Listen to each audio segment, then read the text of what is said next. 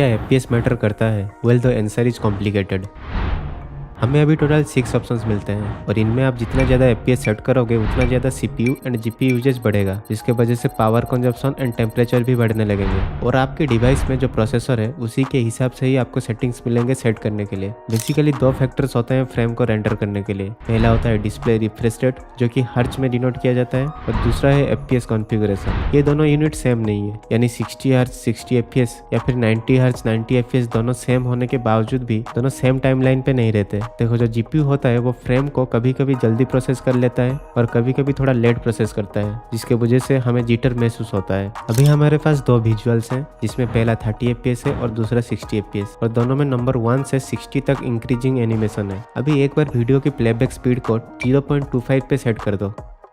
अगर आप 720p 60 से नीचे की क्वालिटी में देख रहे होंगे तो आपको दोनों में सेम नंबर दिख रहे होंगे, और अगर आप 60 fps में देख रहे होंगे तो आपको कभी कभी सेम दिखेंगे या फिर 60 fps में एक नंबर ज़्यादा दिख रहा होगा।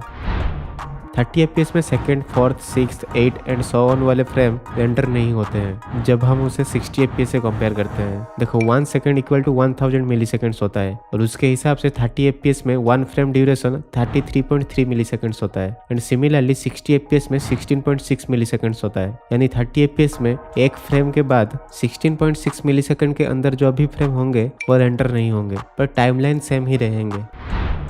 यहाँ पे 90 fps में एक फ्रेम पहले चेंज हो रहा है, उसके बाद 90 fps एंड 60 fps दोनों में एक फ्रेम चेंज हो रहा है, उसके बाद 90, 60 और 30 तीनों में फ्रेम चेंज हो रहा है, लेकिन फाइनल फ्रेम सब में सेम ही है। और 90 fps में on an average 5 millisecond fast होता है, यानी आप जितना ज़्यादा fps सेट करोगे उतना ज़्यादा फ्रेम्स रेंडर होंगे, जिसकी वजह से रेस्पॉन्स टाइम बहुत फास्ट होने के साथ साथ बहुत स्मूथ भी फील होगा।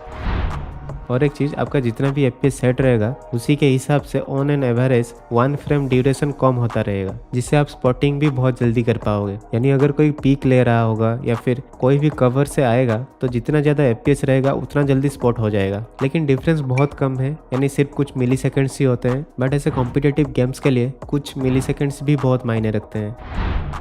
अब रिकॉल टेस्ट करते हैं। पहले लो, फिर मीडियम, फिर हाई, फिर अल्ट्रा, फिर एक्सट्रीम एंड फाइनली 90 fps। तो यहाँ पे सबसे ज़्यादा वर्टिकल रिकॉइल लो, मीडियम, हाई पे हुआ और बिल्कुल सेम ही हुआ, यानी इन सारे मोड पे रिकॉइल कंट्रोल करना थोड़ा सा मुश्किल है। फिर अल्ट्रा, एक्सट्रीम और 90 fps में बिल्कुल आइडेंटिकली कम हुआ, यानी 40, 60 एंड 90 तीनों बराबर ऑप्टिमाइज्ड है, जिसके वजह से इन सारे मोड्स पे रिकॉइल कंट्रोल करना बहुत आसान है। लेकिन उससे नीचे वाले मोड ऑप्टिमाइज्ड नहीं है, जिसे डेवलपर्स को जल्दी फिक्स कर देना चाहिए।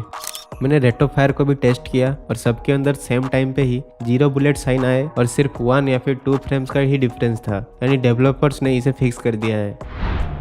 कंक्लूजन ये है कि जितना ज़्यादा एफपीएस होगा उतना लेटेंसी कम रहेगा। I mean not internet latency but your system latency, और आपका रिएक्शन टाइम भी बहुत फास्ट हो जाएगा और उतना ही ईजी रहेगा